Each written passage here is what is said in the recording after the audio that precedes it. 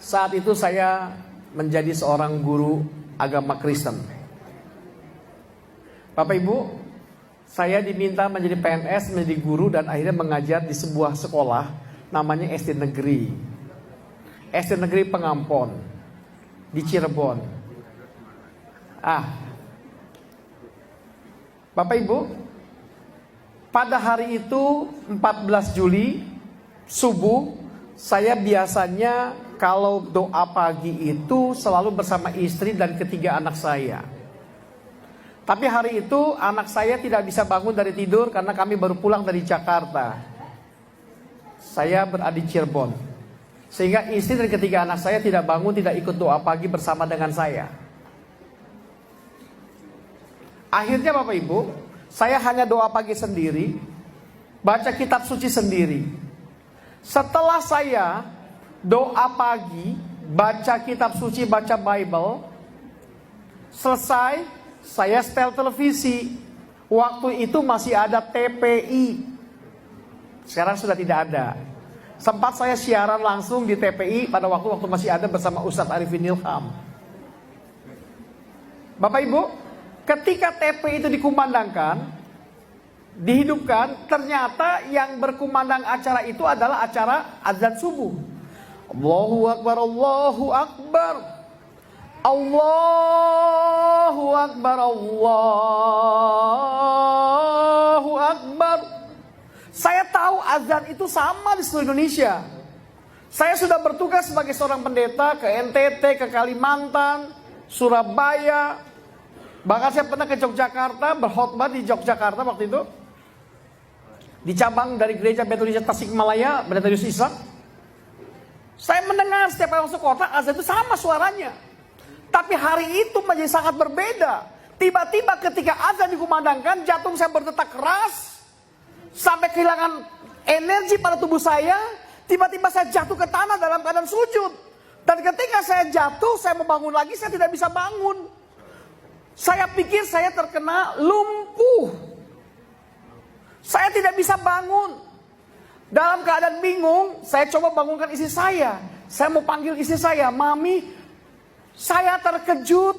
Karena ternyata bukan cuma tidak bisa menggerakkan jari saya, tidak hanya bisa menggerakkan tubuh saya, tetapi juga bahkan saya tidak bisa bicara.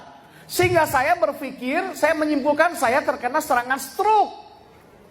Dalam keadaan kebingungan, saya menjadi gelisah. Ada apa dengan diri saya? Begitu kerasnya detak jantung saya, sampai saya tidak bisa berbuat apa-apa. Dalam keadaan yang serba tidak bisa berbuat apa-apa, saya tiba-tiba menjadi ketakutan.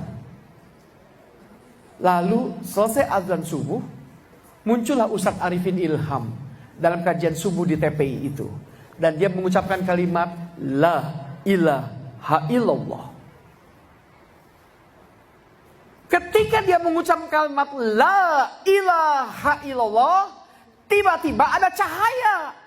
Sementara di kamar saya masih tidur dengan anak-anak saya karena masih kecil waktu itu. Anak saya 3, yang paling besar bernama Keisha Caroline, yang kedua adalah Hizkia Abiel, dan yang paling kecil adalah Jeremy Bleskley.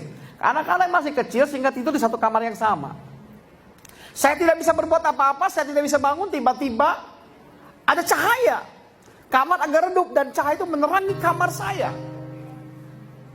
Saya menjadi takut. Cahaya apa ini? Saya teringat teman saya waktu kecil, ada yang beragama Islam punya nama Nur. Jangan-jangan ini yang disebut dengan Nur cahaya. Kenapa saya begitu sangat takut? Tiba-tiba saya takut mati. Padahal saya adalah penganut teologi Calvin. Teologi Calvin itu adalah penganut, kalau dalam Islam itu ada yang namanya Qadariyah. Dalam Islam ada kajian namanya Jabariyah, ada Qadariyah. Saya penganut Qadariyah yang mengikuti faham semuanya karena qadar Allah, takdir Allah. Ditakdirkan, predestinasi, ditakdirkan untuk masuk surga. Saya sudah yakin, saya ditakdirkan masuk surga. Tapi pada hari itu saya menjadi goyah. Saya menjadi takut mati.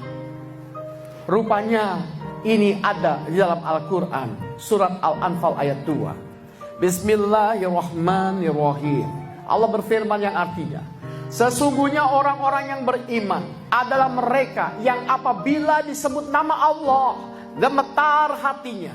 Dan apabila dibacakan ayat-ayatnya kepada mereka, bertambah kuat imannya. Dan hanya kepada Tuhan mereka bertawakal. Rupanya yang membuat saya gemetar, saya tergetar, saya takut mati. Karena Allah memberikan iman di dalam hati saya. Dalam keadaan bingung, tiba-tiba saya takut mati. Saya mengambil jalan pintas Bapak Ibu. Saya mengulang kalimat La ilaha illallah di dalam hati saya. Karena tidak bisa bicara. Kok enak ya ketika mengucap itu La ilaha illallah, La ilaha illallah. Saya tidak paham. Baru paham itu setelah saya punya guru. Guru saya itu dari Abah Anom yang mengajarkan zikir, tarekot. Saya diperkenalkan dengan yang namanya zikir. Suryalaya. Hari ini guru saya sedang ada di Magelang. Abah Anom. Oh, itu yang namanya zikir. Waktu saya ngambil cuma nikmat sekali. La ilaha illallah. La ilaha illallah. La ilaha illallah.